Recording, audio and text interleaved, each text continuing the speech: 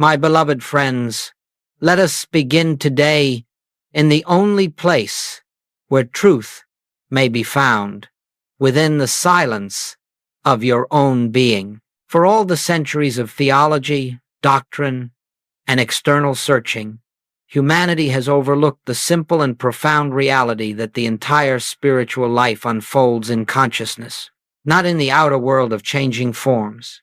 And so we meet together not to add more beliefs to the mind, not to gather new techniques or mental devices, but to return to that pure awareness which has never left us. There is a misunderstanding that every seeker carries at the beginning of the path.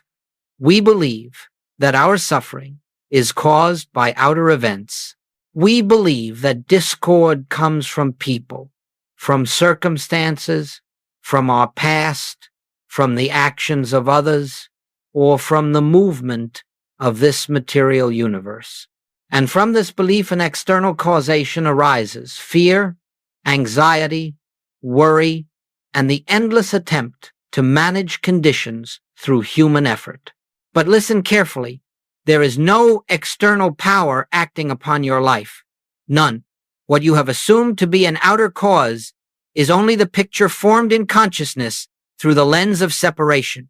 The moment you believe that anything outside of your own consciousness has the power to give you peace or take it away, to supply you or deprive you, you have unknowingly stepped into victimhood, and victimhood is the great hypnotism of the human race. We are told that Jesus walked upon the water, healed the sick, fed the multitudes, and brought peace to the tormented mind. But the world has misunderstood the secret behind these acts. They were not demonstrations of a man manipulating the world. They were revelations of consciousness, recognizing its own source, unafraid of appearances, uninfluenced by the shifting tides of sense testimony. The Master was not overcoming the world. He was seeing through it. He was abiding in the awareness, I and the Father are one. This teaching is not mystical poetry. It is a statement of your own nature. For the same presence that lived as Jesus lives as you now. The same light that guided him is the light of your consciousness. The difference is not in the presence, but in the recognition. And so today we begin a quiet but extraordinary journey. A journey from victim consciousness into Christ consciousness, from believing ourselves subject to conditions to recognizing ourselves as the very presence of God expressing itself as individual being. You will discover that nothing external binds you. Only the beliefs you hold in consciousness maintain the illusion of bondage. Suffering does not come because God withholds good, nor because the world is against you, nor because destiny has written an unfortunate script. Suffering comes solely from misidentification, from forgetting who you are, and from believing that what appears to confront you has power. In this hour, let us look gently and honestly at the hidden blocks that obscure the truth of your being, not to condemn ourselves, but to lift the veil that hides reality from our sight. For these blocks do not belong to you. They belong to the universal human belief in separation. And once they are seen clearly, they begin to dissolve of their own accord. The spiritual path is never about changing the outer picture. Goldsmith taught again and again, we are not in the business of improving humanhood, but of awakening from it. The moment you try to fix the world, you remain bound to it. But when you recognize the Christ within, you discover that the world has no power over you at all. Let your heart be still. Let the mind rest. For what we are about to examine is not philosophy and not metaphysics, but the living truth of your own identity. If you will walk with me in openness and receptivity, you will see that the transition from victimhood to freedom does not require struggle. It requires only recognition of that presence which is closer than breathing, nearer than hands and feet, the very life of your life. And now, As we enter the deeper waters of this teaching, let us approach the first and greatest block that binds the seeker to fear and limitation. Let us settle quietly now, for we are about to touch the root of nearly all human fear. And if this one error dissolves in your awareness, you will find the entire structure of victimhood collapsing with it. There is no bondage deeper than the belief that God exists somewhere outside of you, and no freedom greater than the recognition that God is the very essence of your own consciousness. Now listen gently, not with the mind that analyzes, but with the heart that knows. Every form of begging, pleading, supplicating prayer arises from the assumption that God is out there, that God is separate, distant, withholding, or perhaps reluctant, that you must convince, persuade, or please him in order to be cared for. This is the oldest illusion of the human race.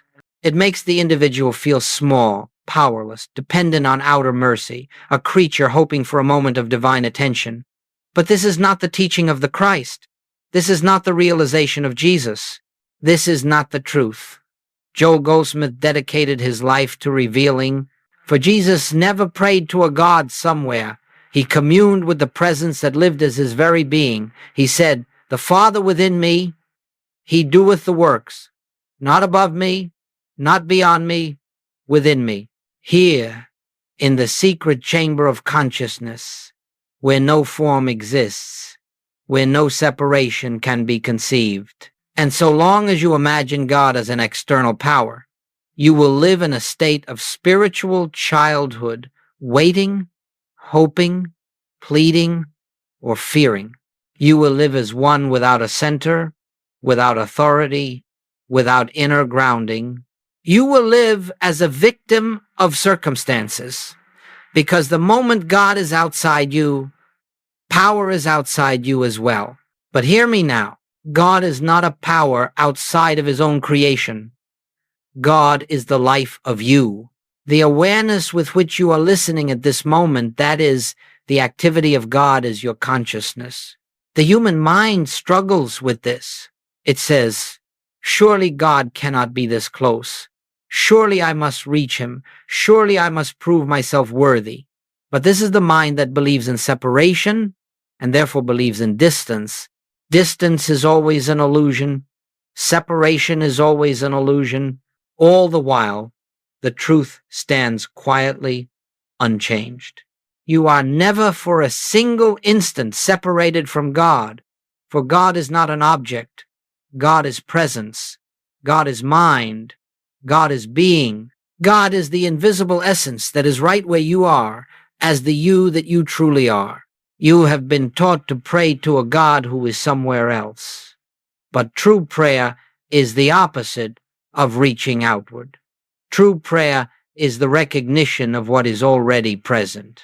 Sit quietly for a moment here, now, and notice that awareness is present without your effort. Notice that you are conscious, and realize that this consciousness is not personal, it is not privately owned. It is the infinite presence of God expressing itself as your individual being. When you pray, you are not calling on a distant deity. You are turning within to the source from which all life flows. You are acknowledging, not asking. You are communing, not petitioning. You are recognizing, not requesting. This is why Goldsmith often said that the moment you recognize the presence, the prayer is complete. Nothing more is needed. There is no God outside to convince. There is only the presence within to acknowledge. And when this recognition dawns, the sense of victimhood dissolves. For how can you be a victim when the infinite is your very identity? How can you lack when the fullness of God is being you? How can you fear when life itself is the breath within you?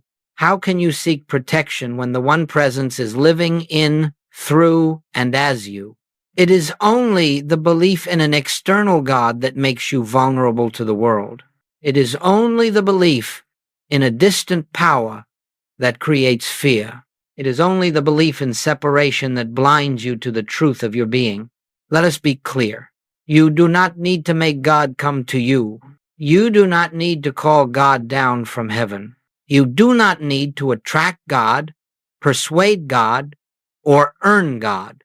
You need only recognize God where God has always been, at the center of your own awareness. Say quietly, not as a ritual, but as a living recognition, I am here. The presence is here. God is the life of my consciousness. Rest in this. This is the first step out of fear. This is the first step into freedom. This is the beginning of Christ consciousness. When this truth becomes real in your experience, the world loses its power over you. You begin to see that the outer struggle was never between you and circumstances, but between truth and illusion within consciousness. And now that we have uncovered this first and greatest block, let us move gently to the next veil that must be lifted from your awareness. My friends, now that we have seen the first veil, the belief in a God outside of ourselves, we must turn to a second obstacle that is just as deep, just as subtle, and often far more painful in its effects. It is the belief that the problems appearing in our experience are ours, that they belong to us, cling to us, define us, and describe something true about our identity. This belief, more than anything, binds the seeker to a life of fear. For the moment you say, my sickness, my fear, my lack, my trauma, my problem, you have unknowingly stepped into a false identity, an identity of separation, vulnerability, and limitation. You have attached the infinite being of God to a temporary picture in human thought, and in that moment, the illusion gains power over you. But listen very quietly. No problem is personal. No difficulty belongs to you as the spiritual being you are. Every form of discord, whether it appears as illness, fear, conflict, or lack, arises from the universal belief in separation, never from the truth of your identity. The problem is not your problem. It is the impersonal suggestion that life exists apart from God, that there is something other than the one presence expressing itself. Joel Goldsmith taught this plainly. You are not fighting your own errors. You are being confronted with the world's belief in two powers. When you understand this, something extraordinary happens. You stop wrestling. You stop blaming yourself. You stop defending your identity against the shadows of human belief. You stand still, and the truth begins to shine through. Let us look at this clearly. When pain arises, the human mind says, this is my suffering. Something is wrong with me. But Christ consciousness says, this is the world's belief in separation appearing as sensation. It is not the truth of my being. When lack appears, the human mind says, I have failed, I am unworthy, I am powerless. But Christ consciousness says, this is universal fear taking form in appearance. It is not a statement about God's infinite nature expressing as my life. When conflict arises, the human mind says, I am being attacked. I must defend. But Christ consciousness says, no one is separate from me. What I witness is the world's belief in division. It is not the reality of the one presence. When fear arises, the human mind says, I must escape this. I must fix this. But Christ consciousness says, fear is not mine. Fear is the hypnotism of the collective mind fading in the light of recognition. This shift from personalization to impersonalization is one of the greatest turning points in the spiritual life. For the moment you stop claiming the world's beliefs as your own, you stop giving them power. And when you stop giving them power, they begin to dissolve. This is why Jesus never treated disease, never battled evil, never struggled with conditions. He saw through them. He recognized their impersonal nature. He perceived only the Father, the one presence where others saw separation. So must we. Let me illustrate with a simple example inspired by countless experiences shared in Goldsmith's work. A woman once came for help, burdened with deep anxiety that seemed uncontrollable. She had labored under this condition for years, believing it was her flaw, her weakness, her failure, and because she believed it was hers, she fought it daily and lost. But when she was gently shown that the fear was not personal, that it did not originate in her spiritual identity, that it was nothing but the universal belief in separation appearing to her awareness, she stopped fighting. She stopped resisting. And in that moment of silent release, the fear began to crumble.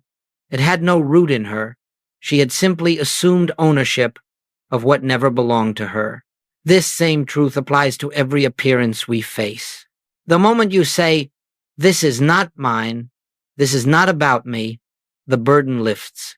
You return to your rightful standpoint as the witness, not the sufferer. Do not misunderstand. This is not denial. This is not refusal to look at the condition. It is the refusal to identify with it. You see the appearance, but you do not marry it. You experience the sensation, but you do not call it your own. You observe the fear, but you do not say, "I am afraid." You say, "Fear is appearing, but I am the presence that beholds it." And slowly, gently, this awareness dissolves the sense of a separate self burdened by personal problems. Christ consciousness is not the improvement of the human condition. It is the recognition that the human condition was never your identity. You stand as the light, not the shadow. You stand as the presence, not the appearance. You stand as the infinite I am, not the limited I am this, I am that of personal belief. And as you stand in this recognition, you will find a new peace flowing into your experience, a peace that the world cannot give and cannot take away.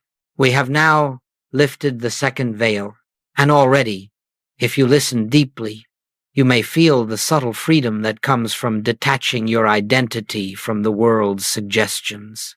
But there is still another powerful hypnotism to face, one that every seeker must learn to see through.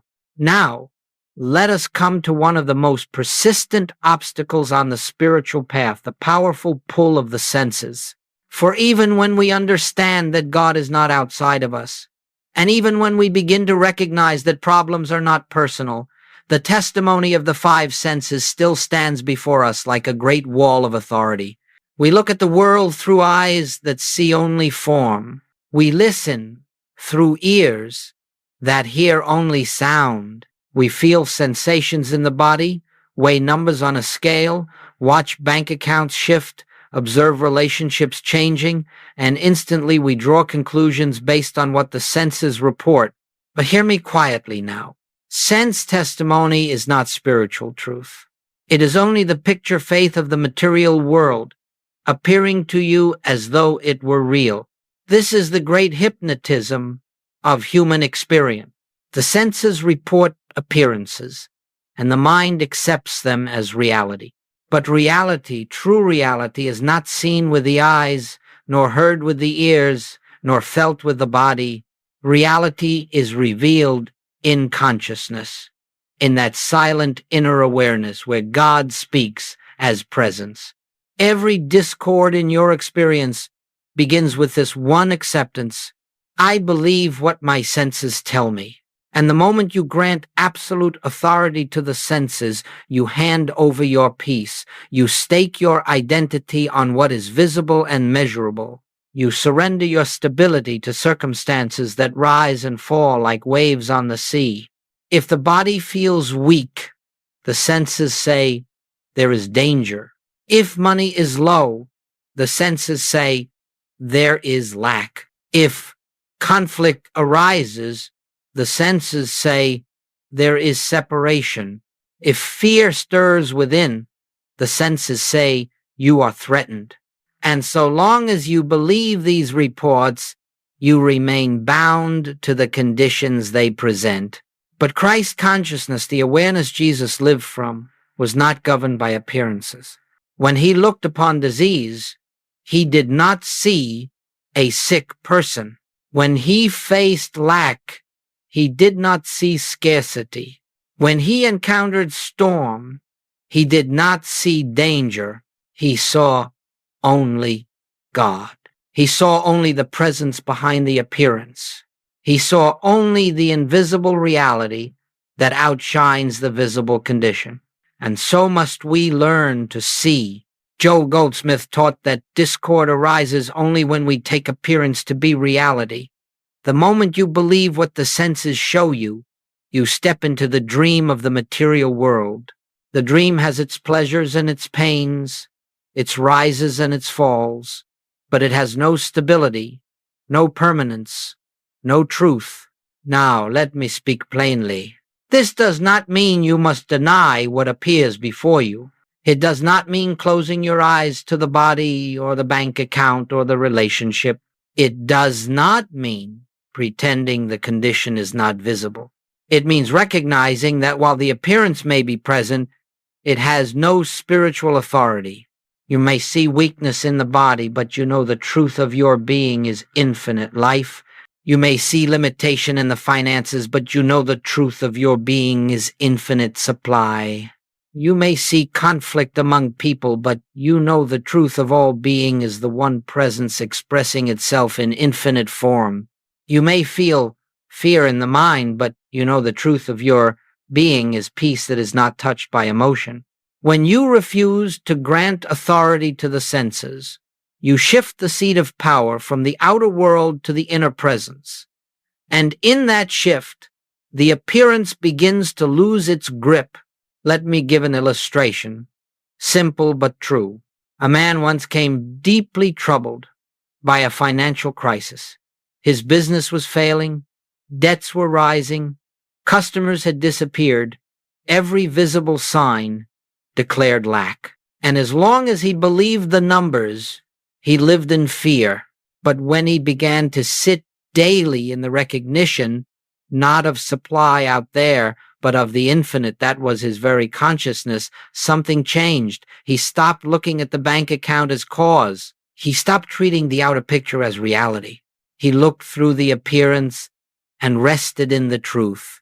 I and the source of all supply are one. He made no human attempt to force conditions to change. He simply stopped believing the senses and returned again and again to the inner presence. And then, without struggle, without strain, without manipulation, the appearance reorganized itself to match the consciousness that held it. The supply that seemed absent appeared. Opportunities came. Harmony returned. So it is with all conditions. We do not change the outer by manipulating the outer. We change the outer by refusing to accept the outer as power. The world as it appears is not the kingdom of God. The kingdom is within, and when you dwell there, the world's testimony loses its ability to frighten you. Look upon the appearance, but do not bow to it. Acknowledge what the senses show, but do not call it truth. Recognize the condition, but recognize more clearly the presence behind it. For spiritual vision sees not with the eyes, but with the heart that knows, I am the light in which this appearance dissolves. When you take back the authority you unknowingly gave to the senses, the great hypnotism weakens, and in that weakening, peace returns, clarity returns, guidance returns, and the presence reveals itself more freely in your experience.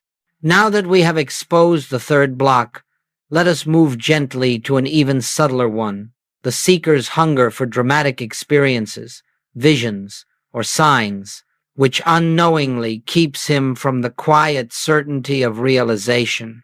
Now we come to a very subtle block, one that appears spiritual, feels spiritual, and is often celebrated by the world as progress, yet it quietly prevents the seeker from realizing the presence already within.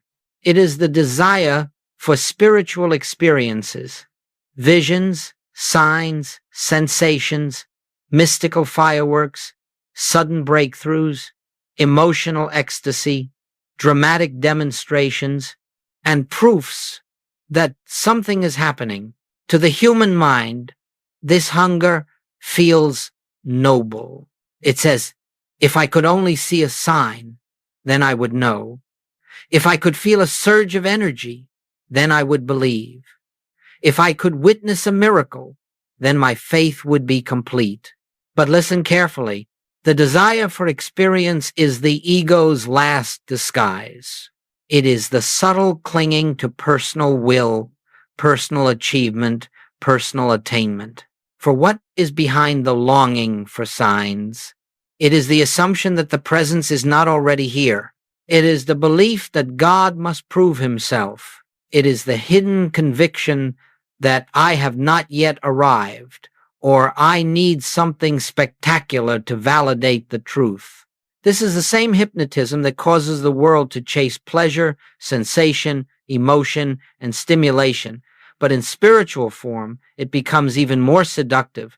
The seeker believes he is progressing, when in truth he is simply moving further outward, further into the realm of appearances, away from the quiet center where God is realized. Joel Goldsmith often cautioned his students, the presence comes as a still small voice, not through thunder or spectacle.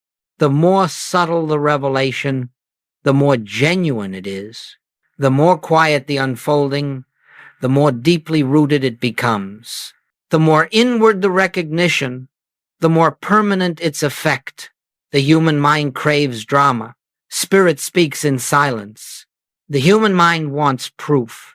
Spirit reveals itself as the very awareness observing the desire. The human mind demands sensation. Spirit whispers, be still and know that I am. Let me speak plainly. Every time you seek an outer confirmation, a sign, a feeling, a dramatic moment, you turn away from the unchanging presence already within. You exchange the infinite for the temporary. You replace the real with a fleeting appearance. And even when a dramatic experience occurs, it does not satisfy. For the seeker begins chasing the next one, and then the next one. Spiritual life becomes a cycle of pursuit, not a state of peace. Consider this. Jesus said nothing about seeking visions. He did not instruct his disciples to chase mystical sensations. He never told anyone to wait for fireworks. He said simply, the kingdom of God is within you. Not outside, not in the sky, not in visions, not in supernatural displays. Within, in the silence of being, Joel Goldsmith lived this truth deeply. He repeatedly warned, if you are seeking experience, you are missing God. True realization is not accompanied by emotional eruption. It is often a gentle dawning, like the faintest light appearing at the edge of the horizon.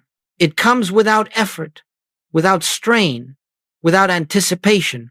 It comes because you have stopped looking outward and begun resting inward. Let me give a simple example that captures this principle.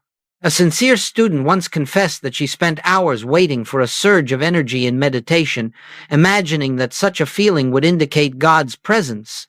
When none came, she felt discouraged, believing she had failed. But after being instructed to release all expectation and sit in pure stillness, not as a technique but as recognition, something shifted, not dramatically, not sensationally, but quietly.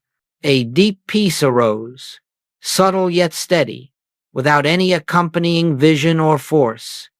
And in that peace came the unmistakable awareness of God, not as feeling, not as event, but as presence. The human mind did not celebrate it, for it was not dramatic, but her soul knew, this is the truth, this is the presence. From that moment, Her spiritual life stopped being a pursuit of experiences and became a continual resting in being.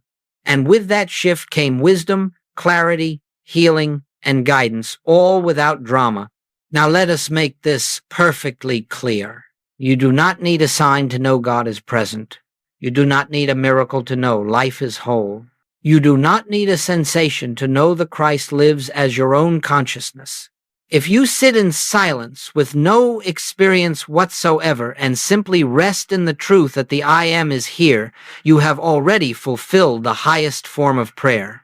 When you release the hunger for experiences, the presence becomes visible to the inner eye. When you stop chasing miracles, the miraculous becomes natural. When you stop seeking proof, peace reveals itself without effort. And now, having dissolved the fourth block, we are ready to speak of what happens when these obstacles begin to fall away, the gentle and profound shift from humanhood to spiritual identity. My friends, now we come to one of the greatest transitions in the entire spiritual journey, the movement from the consciousness of victimhood to the consciousness of the Christ. This is not a step you force. It is not a change you accomplish through determination or discipline. It is a gentle dawning, a gradual unveiling that occurs as the obstacles we have addressed, externalizing God, personalizing problems, trusting appearances, seeking experiences begin to dissolve from the mind. It is not that you acquire something new. It is that you drop what was never true. It is not that you become spiritual. It is that you stop believing you were ever anything else. Victimhood is the natural state of the human mind. The human mind sees itself as small, vulnerable, reactive, and dependent on conditions. It interprets every disturbance as a threat, every challenge as a burden, every change as loss. Human consciousness says, life happens to me. People control my peace. The world determines my safety. My body determines my well-being. My past defines my present. But listen quietly. This is the dream. This is the hypnotism. This is the false self. The Christ, the true identity, knows nothing of victimhood. The Christ is not a religious figure, not a historical personality, not a supernatural entity. The Christ is the presence of God expressed as your very consciousness, your true nature, your real identity, your eternal being. Where the human self sees danger, the Christ sees God's presence. Where the human self sees lack, the Christ sees infinite supply. Where the human self sees conflict, the Christ sees one life expressing in many forms. Where the human self sees limitation, the Christ sees the boundlessness of spirit. The human cries, "Why is this happening to me?" The Christ knows, nothing is happening to me. All unfolds through the one presence. The human says, I must defend myself. The Christ says, there is no self apart from God to defend. The human says, I am afraid. The Christ says, fear is a passing appearance in consciousness, not my identity. This shift from victimhood to Christ, awareness is not dramatic. There is no trumpet, no announcement, no burst of emotion. It begins quietly, inwardly, as a subtle recognition that you are not the one you thought yourself to be. It begins the moment you stop saying, I am this condition, and instead whisper inwardly, I am. Just that. I am, without describing, without qualifying, without attaching a condition, pure being, untouched by circumstance. This is the birthplace of spiritual identity.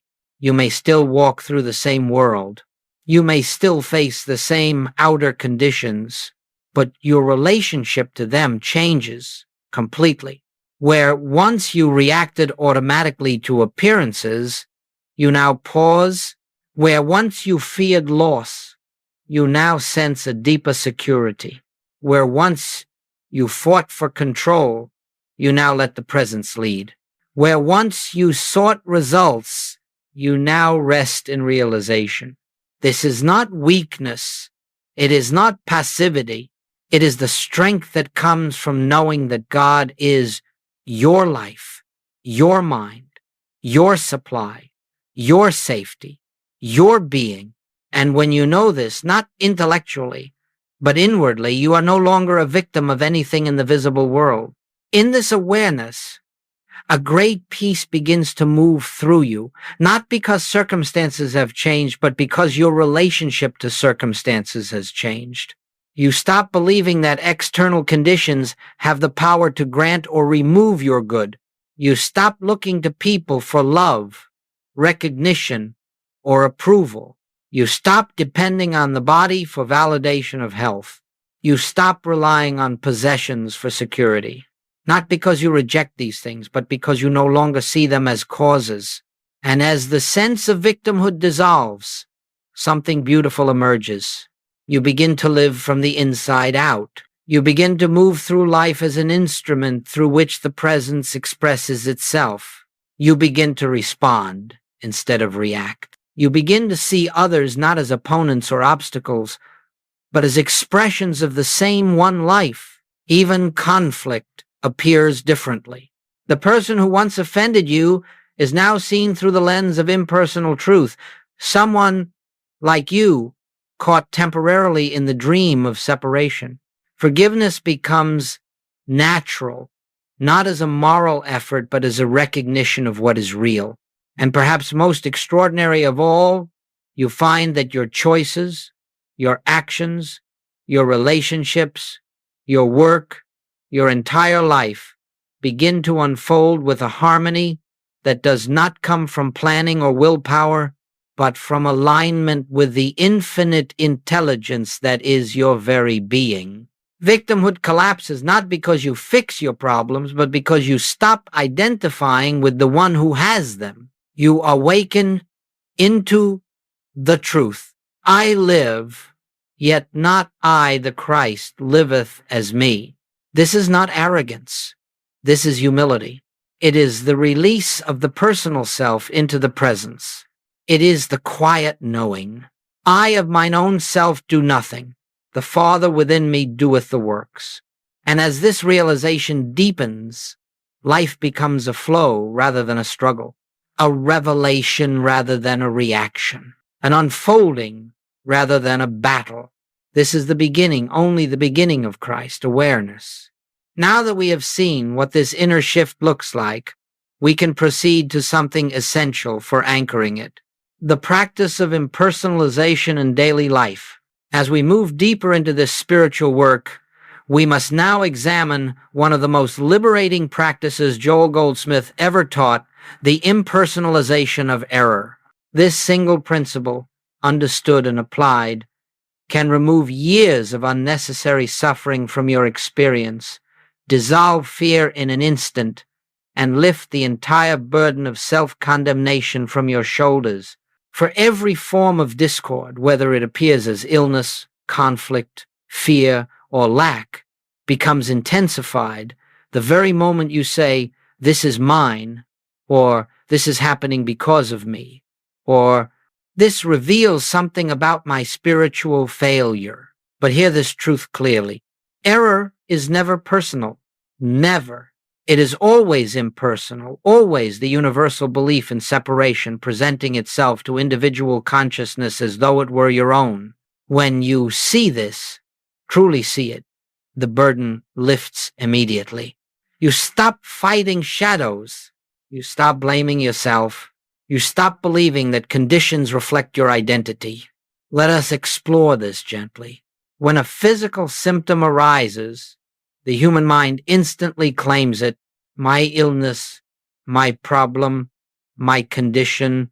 But the moment you claim it as yours, you give it a life it does not possess. You attach your divine identity to an appearance, and the appearance becomes solidified in experience. But when you recognize it as a universal belief in separation, not a personal truth, the weight evaporates. You no longer stand as the sufferer, you stand as the witness. When financial difficulty appears, the mind says, I failed, I lack, I am limited. But lack is not personal. It is not yours. It is not caused by you, nor does it describe you. It is the impersonal belief that supply exists outside of consciousness, a universal hypnotism of the world mind. And when you see it as such, the fear of it dissolves. For you recognize your true supply is not out there, but within the very presence of God expressing as your consciousness. When conflict arises in a relationship, the mind says, they are against me, they hurt me, this is my emotional wound. But conflict, too, is impersonal. It is the world belief in separation acting itself out temporarily through personalities. Once you see this, you no longer react from hurt. You no longer need to defend, attack, or withdraw. You recognize the spiritual truth that behind every person stands the same, one presence, unhurt, unoffended, unopposed. This practice impersonalization is not denial. It is not ignoring facts. It is not pretending that a problem is not appearing. It is seeing the appearance without giving it personal identity. Joel Goldsmith often said, if you can keep error impersonal, you disarm it. If you make it personal, you empower it. The authority of the error is granted by your identification with it. The dissolution of the error occurs the moment you withdraw that identification. Let me illustrate this with an inward example. Imagine a wave rising on the surface of the ocean. If the wave believed it had a separate life, separate destiny, separate identity, then every rising and falling would feel like terror. But when the wave recognizes itself as the ocean, not as an isolated form, it loses its fear. So it is with you. When you believe the rising and falling of conditions are your life, you live in fear, tension, and constant self-judgment. But when you recognize that your life is the ocean of God's presence, eternal, unchanging, infinite, then appearances on the surface no longer have the power to frighten you. You are not the wave. You are the ocean appearing as the wave. This is the core of impersonalization. Error is not a statement about your identity. It is a universal suggestion appearing momentarily in the field of awareness. And when you refuse to identify with it, it loses all authority. But how do we practice this? We practice it gently, consistently, moment to moment. A fearful thought arises. Do not claim it. Do not analyze it. Do not resist it. Simply recognize. This is the universal belief in separation presenting itself as fear. It is not I. A feeling of sadness arises. Recognize. This is not my nature. It is a passing appearance. I remain the presence witnessing it. An impulse to worry arises. Recognize. This is the world belief in two powers. I need not entertain it. A physical symptom appears. Recognize. This is the belief in life apart from God. It is not my spiritual identity. And in that recognition, the condition begins to dissolve, not because you fought it, but because you removed the only thing that empowered it, your identification. You stand now not as a human trying to improve conditions, but as the Christ, the divine presence, witnessing and dissolving illusion. This is the beginning of spiritual mastery. When error is impersonalized, its sting is removed. When its sting is removed, its power collapses. When its power collapses, only the presence remains. And when only the presence remains, harmony naturally unfolds.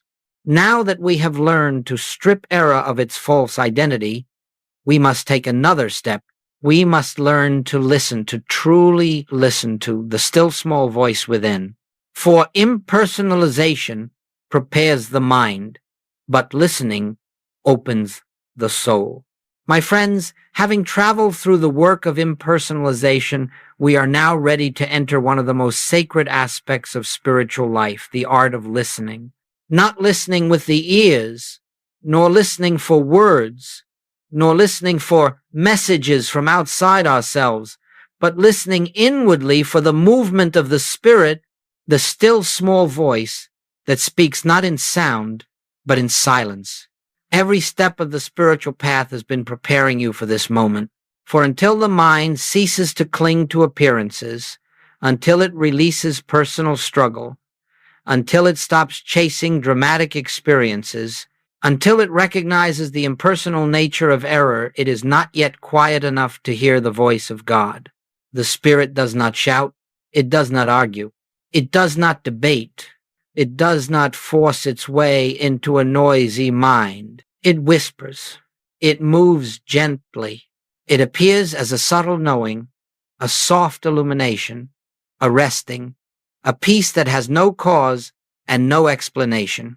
Joel Goldsmith often said, "It is in quietness that the presence is made known." And so we learn to enter quietness, not as a technique, not as a method to attain something, but as a sacred resting in the truth that God is already here. When we sit in silence, we are not waiting for an answer. We are not waiting for guidance. We are not waiting for God to speak. We are simply creating a space in consciousness where the already present voice can be heard. Human thought is restless. It seeks solutions. It analyzes, questions, argues, and predicts. It wants to control outcomes. It wants to map the future. It wants to understand the past. The still small voice does none of these things. Divine guidance does not explain. It reveals. It does not instruct in words. It unfolds in consciousness.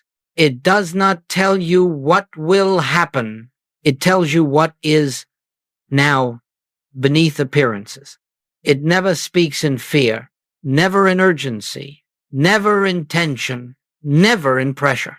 When you feel pushed, pressured, or overwhelmed, you are hearing the voice of the human mind, not the Spirit. The Spirit reveals itself as peace, always peace, even in the midst of challenge. And in that peace, decisions become clear without effort. Actions unfold without strain. The next step presents itself as naturally as a flower opening in the morning sun. This is how Joel Goldsmith lived his entire ministry. He never planned a lecture. He never prepared a message. He never relied on human thought. He entered the silence, opened his consciousness, and allowed the presence to speak. The human mind might say, "But what if nothing comes?" And the Christ within whispers, "The presence is always here. You need only be quiet enough to feel it." Guidance may come as a sense of rightness without explanation, an inner nudge, subtle and gentle, a release of tension around one option and not the other. The sudden disappearance of fear, a deeper peace rising when contemplating the next step thought, an intuitive knowing that requires no reasoning, an unfolding harmony that reveals itself over hours, days, or weeks. Never expect dramatic revelation. Never seek thunder. Never wait for lightning. The presence reveals itself as a stillness, a settling, a soft clarity that the world cannot give. Let me offer a simple illustration of how spiritual guidance operates. A man once faced a difficult decision about his work. The choices before him seemed equally reasonable. He prayed. He analyzed. He weighed pros and cons, and the more he thought, the more confused he became. Finally, he remembered Joel's instruction. Do not think your way into harmony. Rest your way into it. So he set aside the problem, entered silence, and for several minutes simply rested in the awareness that God is the life, the mind, and the guidance of his being. No answer came. No voice spoke. No sign appeared. But later that evening, without effort, a quiet certainty arose in him. This is the way. He followed it, and in the weeks that followed, every door opened effortlessly. Harmony revealed itself as the seal of divine guidance. You see, guidance is not the Spirit telling you what to do. Guidance is the Spirit revealing what already is the right unfoldment. The human mind chooses. The Spirit knows. The human mind plans. The Spirit reveals. The human mind fears. The Spirit is peace. The transition from human thought to spiritual guidance is the transition from fear to peace, from effort to allowing, from seeking to resting. This is not a practice you master overnight. It deepens over months, years, decades, but even one moment of listening, truly listening, can shift the entire direction of your life. And now, my friends, as we enter the final section, we will bring these teachings into full circle, understanding how all of this leads not to a transformed humanhood, but to the realization of God as the one and only life, presence, and identity expressing as you. My friends, you have journeyed through the great obstacles of the spiritual path: mistaken identity, personalizing error, trusting sense testimony, chasing experiences, and living from the belief that life happens to you. We have lifted the veils one by one, not by effort, but by the light of truth. Now, in this final movement, let us come gently to the heart of it all. The realization of I am, not the words, not the phrase, not the concept or the theology, but the living recognition that the presence which says I within you is not human, not personal, not limited, and not separate from God. It is God expressing as individual consciousness. It is the Christ identity, present, alive, here. This teaching does not ask you to become spiritual. It asks you to stop believing you are anything other than spirit already. It does not ask you to achieve union with God. It reveals that separation was never real. It does not ask you to fix your human life. It shows you that the human life was never your identity. When Jesus said, I am the way, he did not speak as a man pointing to himself. He spoke from the I am presence, that is the life of every being. He spoke from the Christ, that is the root of all consciousness. He spoke from the truth that you and I share this same identity. And now you begin to glimpse what Joel Goldsmith spent his entire life demonstrating. The I am is not a path. The I am is not a destination. The I am is not a state you enter. The I am is the reality that has been living as you from the beginning. What changes is not God. What changes is your recognition. You recognize that you are not a victim of conditions. You recognize that no error belongs to you. You recognize that appearances cannot define truth. You recognize that God is not approached through desire, but known through silence. You recognize that guidance rises from within, not from without. And slowly, gently, the sense of a separate self begins to fall away. You do not lose anything real. You lose only the false ideas that never belonged to you. When the false dissolves, the true emerges, not dramatically, not suddenly, but naturally, like dawn spreading over the horizon. You wake in the morning with a stillness that was not there before. You meet challenges with an equanimity you cannot explain. You interact with others from a place of inner fullness, not need. You find guidance arising without effort. You discover supply flowing without fear. You experience health revealing itself without struggle. Not because you made any of these things happen, but because the presence that is your life began to express itself without obstruction. This is the real meaning of spiritual demonstration. Not changing outer conditions, but revealing the inner truth, not manipulating appearances, but recognizing the one presence. And now something even deeper becomes clear. The goal of this path is not to improve the personal self, but to outgrow the belief in a personal self entirely. The more deeply you rest in the I am, the less you seek results. The less you chase answers, the more guidance unfolds. The less you cling to control, the more effortless harmony appears. The less you insist on what you want, the more the infinite reveals what already is. This is the region of grace.